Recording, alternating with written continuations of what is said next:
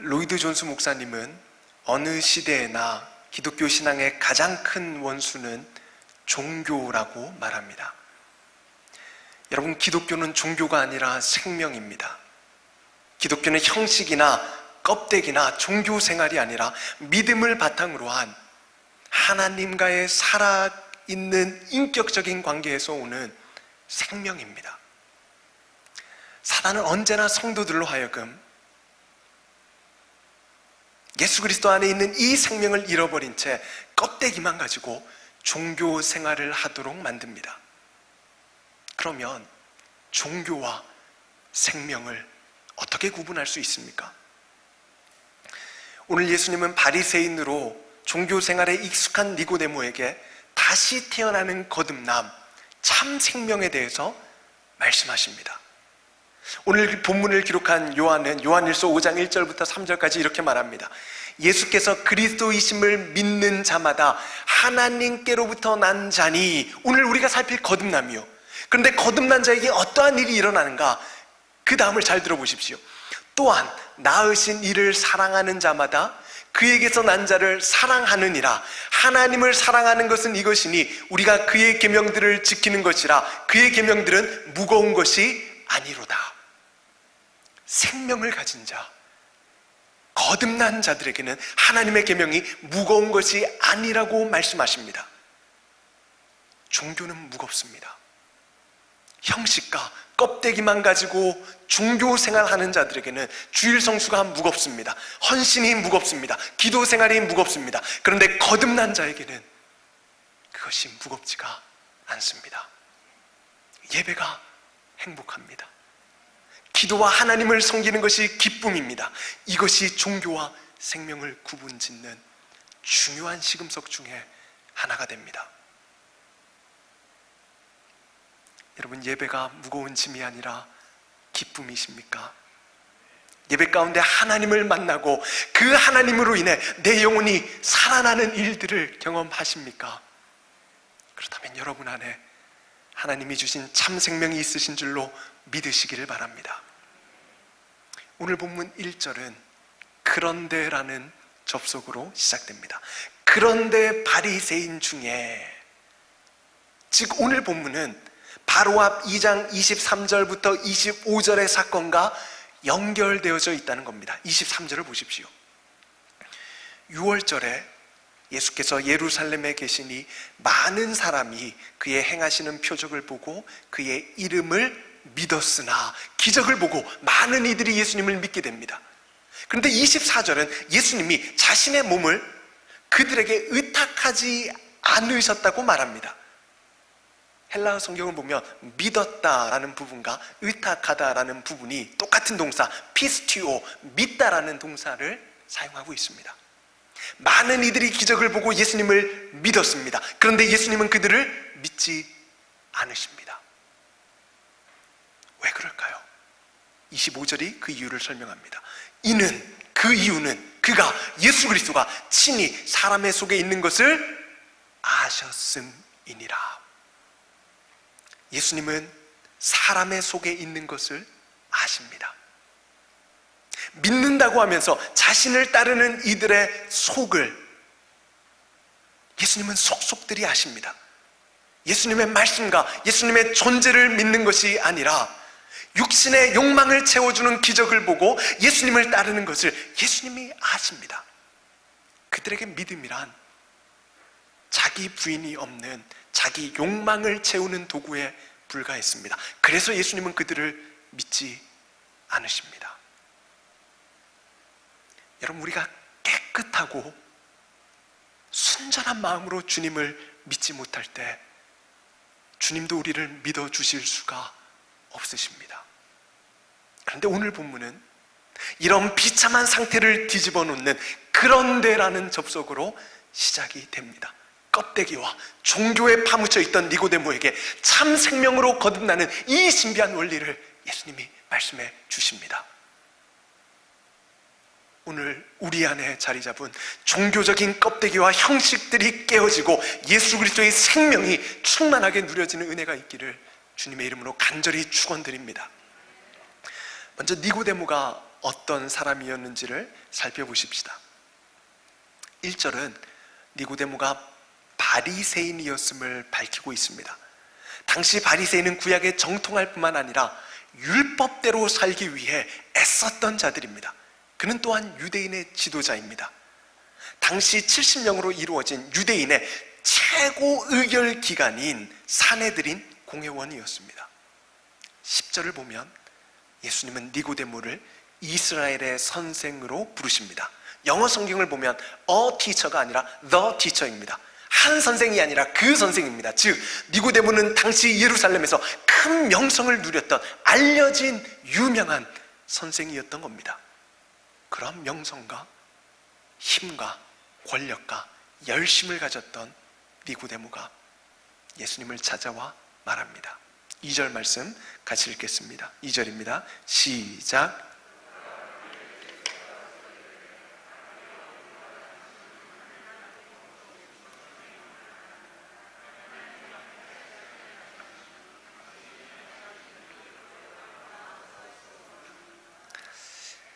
니고데모의 고백에서 두 가지 표현이 눈에 띕니다. 우리가 라는 표현과 압니다 라는 표현입니다. 아더 핑크는 니고데모가 다른 사람들의 견해 뒤에 숨기를 원했기 때문에 우리가 라고 표현했다고 말합니다. 그는 지금 대중의 견해에 숨어 있습니다. 주님을 향한 개인적이고도 인격적인 신앙의 고백이 없습니다. 게다가 자신은 예수를 안다고 생각했지만 그는 정작 예수를 알지 못했습니다. 니고데모는 예수를 뛰어난 선생으로 압니다. 그런데 예수는 하나님의 아들이요 그리스도요 메시아가 되십니다. 그는 오늘 예수님께 무릎을 꿇고 이렇게 고백해야만 했습니다. 주님, 저는 모릅니다. 세상은 저를 유명한 선생으로 인정해 주지만 저는 모릅니다. 제게 은혜를 주사 당신을 알게 하옵소서. 여러분, 주일마다 드리는 예배가 니고데모와 같이 회중에 숨어 하나님께 내 자신을 드러내지 않고 적당히 구경하다 돌아가는 시간이 되면 안 됩니다. 나는 압니다. 나는 신앙생활 오래 했습니다. 나는 목사입니다. 나는 직분자입니다. 하나님 앞에서 이런 공허한 고백만 드리고 마는 예배가 되어서는 안 됩니다. 예수님은 이러한 니고데모의 말에 아무런 반응을 하지 않으시고 곧바로 그의 전곡을 찌르십니다. 영어 성경을 보면 7절에서 예수님은 너는 거듭나야만 한다라고 단도직입적으로 말씀하십니다. 세상이 너를 어떻게 인정해 주던 네 스스로 성공한 인생이라는 확신과 자부심이 있던 너는 거듭나야만 한다. 도덕적으로 훌륭한 삶을 살며 사람들에게 인정을 받고 유대인의 지도자로 사회에 이바지하는 니고데모에게 예수님은 왜 거듭나야만 한다고 말씀하십니까? 6절입니다. 육으로 난 것은 육이요 영으로 난 것은 영이니. 육에서부터 영적인 것이 날 수 없습니다. 육에서부터 영적인 것은 나올 수 없습니다. 고린도전서 2장 14절 말씀입니다. 육에 속한 사람은 하나님의 성령의 일들을 받지 아니하나니 이는 그것들이 그에게는 어리석게 보임이요 또 그는 그것들을 알 수도 없나니 그러한 일은 영적으로 분별되기 때문이라. 우리는 모두 육에 속한 자로 태어납니다. 영적으로 완전히 죽어있는 상태로 태어나는 겁니다. 영적으로 완전히 죽어있기에 우리 힘으로 하나님을 찾을 수 없습니다. 하나님을 만날 수 없습니다. 영적으로 완전히 죽어있는 자에게는 위로부터 생명이 주어져야만 합니다. 예수님이 반복해서 거듭나야 한다라고 말씀하실 때 헬라어 단어 아노센이라는 단어를 사용합니다. 아노센, 이 단어는 위로부터, 하늘로부터라는 의미를 가지고 있습니다. 하늘로부터 태어나는 겁니다. 거듭난다는 것은 하나님으로부터 태어나는 사건입니다. 그래서 앞에서 살핀 요한 1서 5장 1절은 예수께서 그리스도이심을 믿는 자마다, 예수님을 믿는 자마다 하나님께로부터 난 자니라고 말하는 것입니다. 왜 거듭나야 합니까? 하늘로부터, 하나님으로부터 거듭나지 않으면 그 인생은 이미 죽어있는 인생입니다. 육으로 난 것은 육일 뿐입니다. 청교도 스테반 찬욱은 이렇게 말합니다. 예수가 아래로부터 나심은 우리를 위로부터 다시 나게 하심이다. 거듭남은 완전히 새로운 피조물을 만드는 것이지 단지 조금 나아진 피조물로 만드는 것이 아니다. 여러분, 예수 믿고 우리는 조금 더 나아진 것이 아닙니다. 그 정도 수준이 아닙니다. 여러분들이 예수님을 믿고 거듭났다면 그 거듭나면 완전히 새로운 피조물로 다시 하늘로부터, 하나님으로부터 태어난 것입니다. 존귀한 하나님의 자녀요, 영광스러운 주님의 왕같은 제사장이 된 것입니다. 여러분, 예수님을 믿으십니까? 예수가 그리스도이심을 믿으십니까? 그렇다면 여러분은 하나님께로부터 난 자가 아니십니까? 우리가 하나님으로부터 다시 태어났다는 이 놀라운 은혜를 받았다는 사실을 잊지 마십시다. 이것보다 좋은 은혜는 없습니다. 이것보다 더 큰 은혜는 없습니다. 그러니 여러분, 이제 이 은혜 아래 거하며 사십시다.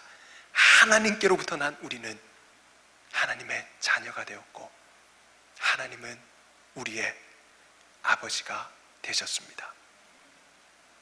니고데모를 통해 첫 번째로 거듭남이 필요한 이유에 대해서 살펴보았습니다. 그러면 두 번째로 어떻게 거듭날 수 있는지에 대해 살펴보십시다. 오늘 본문을 읽어 내려가 보면 예수님이 니고데모에게 5번이나 거듭남에 대해서 말씀하십니다. 그런데 예수님은 한 번도 이렇게 해라, 이렇게 기도해 봐라라고 말씀하지 않으십니다. 오늘날 서점에 가보면 어떻게? 라는 질문에 답하는 책들이 넘쳐납니다. 이번 주 베스트셀러 책들을 보니 1위는 부의 대이동, 2위는 돈의 속성, 3위는 리부트라는 책이었습니다. 어떻게 하면 투자 전략을 잘 할 수 있는지, 어떻게 하면 돈을 불릴 수 있는지, 어떻게 하면 코로나 시대에 내 인생이 다시 일어날 수 있는지, 어떻게, 하우에 대한 답들입니다. 그런데 오늘 예수님은 거듭남을 어떻게, 하우의 관점으로 말씀하지 않으십니다. 예수님으로부터 거듭남에 대해 들은 니고데모는 사람이 어떻게 다시 모태에 들어가서 다시 태어날 수 있는지를 묻습니다. 여러분, 니고데모는 당대 최고의 선생입니다. 니고데모는 구약의 정통한 사람입니다. 그는 지성인입니다.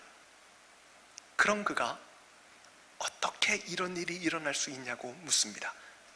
인간의 힘으로는 절대로 일어날 수 없다는 것을 니고데모가 알아챘습니다.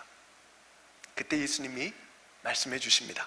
예수께서 대답하시되 진실로 진실로 내게 이르노니 사람이 물과 성령으로 나지 아니하면 하나님의 나라에 들어갈 수 없느니라. 물과 성령으로 거듭나야 한다고 예수님은 말씀하십니다. 구약성경 에스겔 36장을 같이 한번 찾아보십시다. 구약성경 에스겔 36장입니다. 물과 성령이라는 이미지가 구약에서도 사용이 되는데 중요한 본문인 새언약에 관한 에스겔 36장 말씀을 같이 한번 살펴보십시다. 구약 1208면에 있습니다. 에스겔 36장 25절 말씀을 제가 먼저 봉독해 드리겠습니다. 맑은 물을 너희에게 뿌려서 너희로 정결하게 하되 곧 너희 모든 더러운 것에서와 모든 우상 숭배에서 너희를 정결하게 할 것이며 물로 정결하게 하시는 것을 말씀하십니다. 물의 이미지를 가지고 새 언약을 말씀하십니다. 26절 여러분 읽어주시겠습니까? 시작.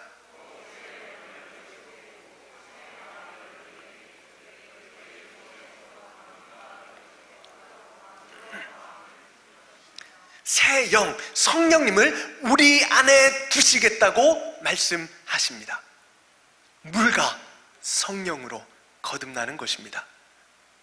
여러분, 그런데 물을 뿌리고 새 생명을, 새 영을 주시는 분이 누구입니까? 주 여호와 하나님이십니다. 하나님이 하시는 일입니다. 에스겔서 37장에서는 에스겔이 이어서 마른 뼈 환상에 대한 기록이 나와 있습니다. 37장 5절을 보시겠습니까? 37장 5절입니다. 주 여호와께서 이 뼈들에게 이같이 말씀하시기를 내가 생기를 너희에게 들어가게 하리니 너희가 살아나리라. 히브리어로 생기, 바람, 성령님은 모두 한 단어입니다.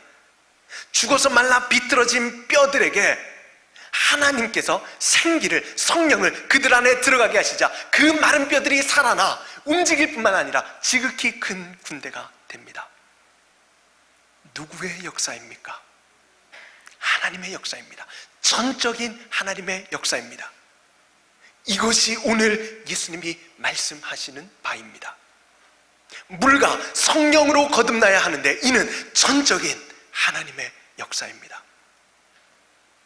여러분, 우리는 하나님의 전적인 은혜로 거듭나게 되었습니다.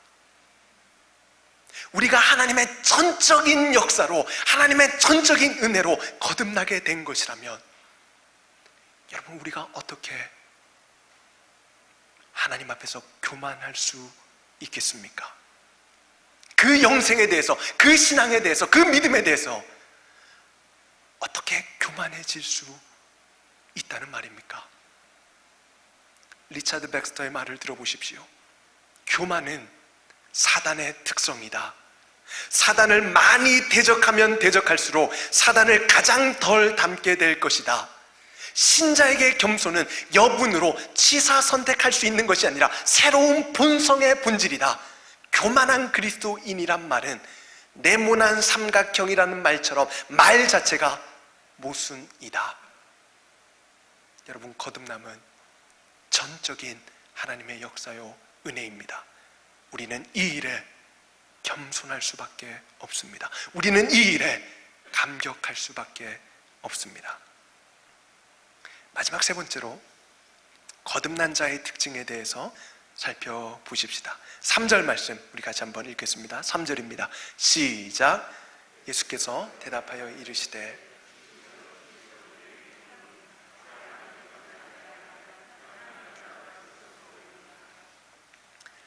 거듭나지 않으면 하나님의 나라를 볼 수 없다고 말씀하십니다. 역으로 뒤집으면 거듭나면 하나님의 나라가 보인다는 겁니다. 아노센, 위로부터 거듭나면 위의 것이 보입니다. 아노센, 하나님으로부터 태어나면 하나님의 나라가 보인다는 겁니다. 전기도 없고 수소 시설도 없는 아프리카 감비아에서 10년 넘게 사역을 하신 이재환 선교사님이 한 번은 중국에서 강의를 하면서 질문을 했다고 합니다. 하나님 나라가 진짜로 있다고 믿는 사람 손 들어보라고 하니까 100% 손을 들더랍니다. 그럼 그렇게 좋은 하나님 나라, 지금 설교 끝나기 전에 가고 싶은 사람 손 들라고 하니까 70%가 손을 들더랍니다. 일본에 가서 똑같은 질문을 하는데 16%가 손을 들더랍니다. 2,500명이 모인 한국의 청년 집회에서 똑같은 질문을 하는데 몇 명이 손을 들었을까요? 한 명도 손을 안 들더랍니다. 선교사님이 중국 사람들에게 물어봤답니다. 북한 교회에 가서 이 질문을 하면 몇 퍼센트 손을 들까요? 100% 손을 들 거라고 하더랍니다. 여러분, 왜 북한 교회에 가면 100% 손을 드는데 여기는 안 들까요? 그들보다 잘 사니까, 그들보다 살만 하니까 그런 거 아닙니까?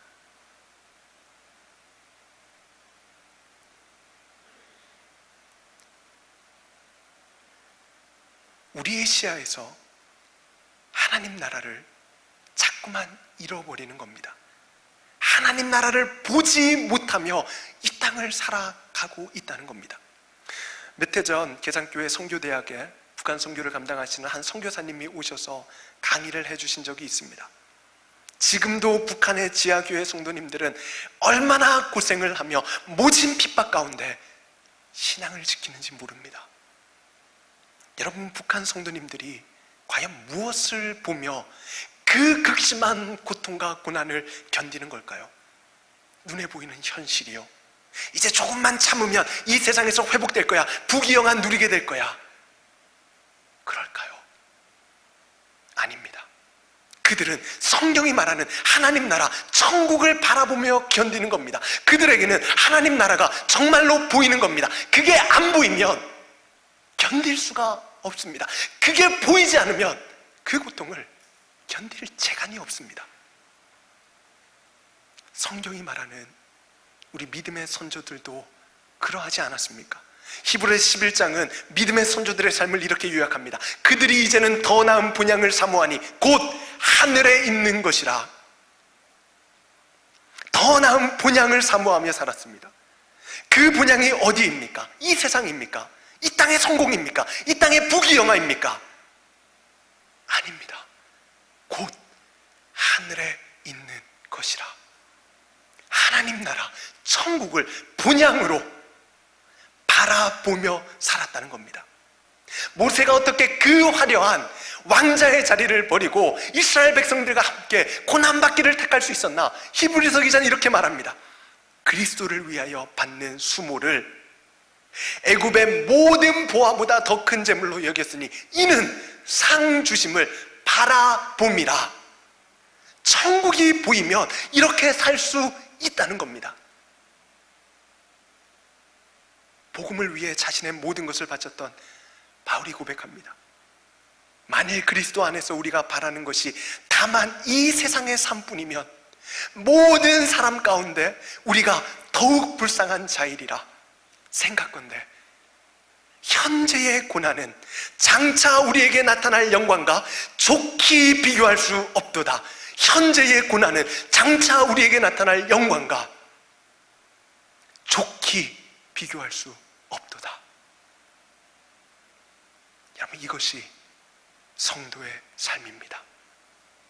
안헛된 위로부터 난 자는 위의 것이 보입니다.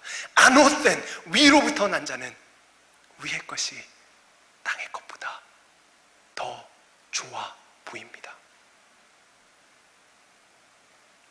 여러분, 혹여나 우리의 눈이 어두워지지는 않았습니까?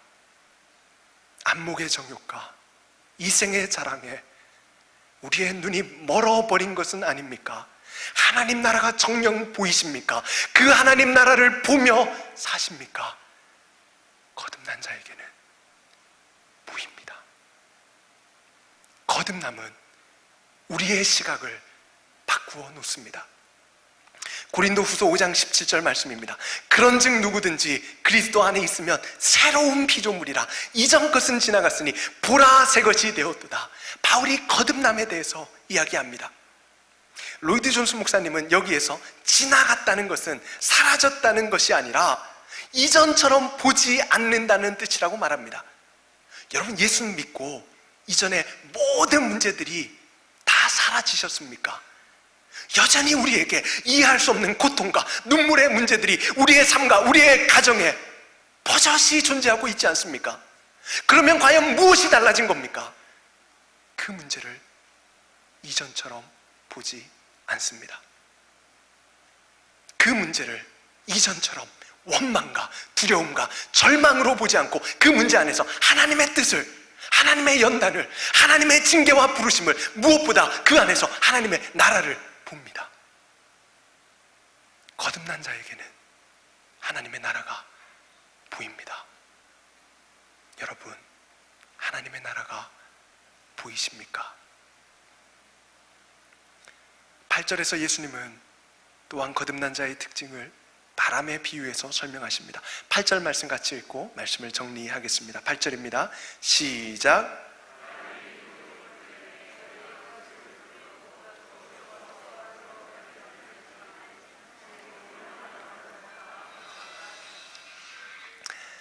바람은 눈에 보이지 않습니다. 그러나 바람이 존재하는 것을 우리가 분명하게 압니다. 어떻게 압니까? 바람의 영향력을 통해 압니다. 바람은 보이지 않지만 바람을 통해 움직이는 낙엽은 보입니다. 바람으로 인해 흔들리는 나뭇가지를 보고 그 바람의 소리를 듣고 내 피부를 스치고 지나가는 그 바람을 느낌으로 압니다. 성령으로 난 사람도 다 그러합니다. 성령님이 눈에 보이지 않습니다. 그러나 성령님으로 난 자는 압니다. 내 삶에 부인할 수 없는 성령님의 일하심과 성령님의 역사와 성령님의 영향력이 있는 것을 성령으로 난 자는 압니다. 정말로 압니다.